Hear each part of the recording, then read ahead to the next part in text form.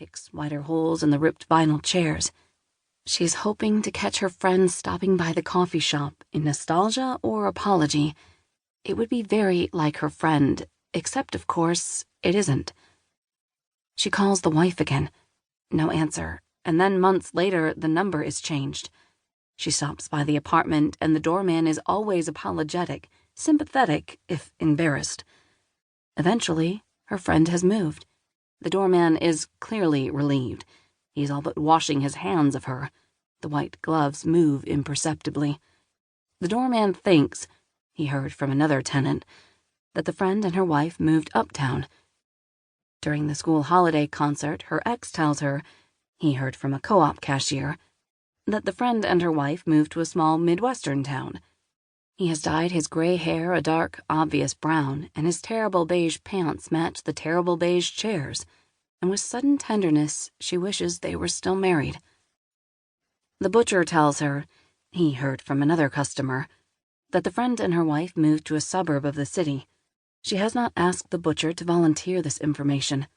She grabs the crisp white paper and heads home to cry over the porcoin wrapped inside. She calls all their mutual friends. She has been too ashamed before to do this, feeling sure they will blame her for the break. But now, 6 months on, she is too distraught to care. The mutual friends have not heard from the friend or the wife in months. The mutual friends have not seen the children in their children's Montessori school. The mutual friends have not seen the homemade soaps at the usual retailers lately. Her sweater always smelled like lilac and jasmine and sandalwood after visiting her friend. Now they smell of exhaustion, of thin threads. She does not, she realizes, has never known the family of the friend. She cannot call or email them to ask. She is not a lover, so she cannot track them down with some great passion. So now the breadcrumbs, few as they were, have been eaten. The trail is tundra cold. Her friend, it seems, has left the city, or at least she has left the parts of the city she formerly haunted. The divorced friend drifts for months, a year, watches old movies during nights filled with half-sleep. She hasn't been this dumb, this ghostly since she was pregnant. She mourns and does not mourn. She wonders but does not search. And then, one night, she makes a decision. She deletes her texts from the friend who is gone. She deletes her emails. She deletes the photos on Facebook and Instagram. She erases her voicemails. She tells her small daughter that Aunt Friend was imaginary. Then the coffee shop closes. In her late 30s, the friend is a little more unhappy than before. But no matter, and no more than most people who live in the city. You won't believe what really happened to the Sabine women. After the attack, we pulled ourselves shut like hospital curtains. Snap. They out there, we in here. Pain distilled through tiny wires and tubes. Pain concealed and compressed until someone has great need of it, until it becomes a gift.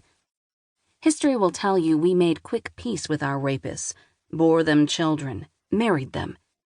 History will tell you how we launched ourselves into the battle like burning arrows, how we landed between kin and assaulters.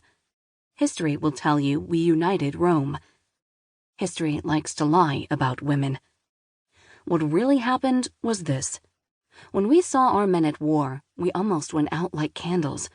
It's easy to shrink yourself down when anger burns through you, hot, fierce, like a grass fire. It sucks the oxygen out. It eats up all but the most essential parts: heart, lungs, brain, blood. Everything else diminishes, shadows itself, clears out disease. To shrink after anger is such a relief. To run toward oblivion, a slaking of dark thirst. And Demeter saw us scrambling in her fields like mice and took pity on us. For had she not been assaulted by Poseidon, forced, despite all her powers, to bear his twins? She knew what it is to carry the weight of so much rage. And so she pulled us into her arms, up with the soil and grass, and she scattered us through the skies as stars, shimmering and immortal in the night skies. And for thousands of years, when men looked at the skies, our husbands, our sons, our grandsons, and so on for many generations.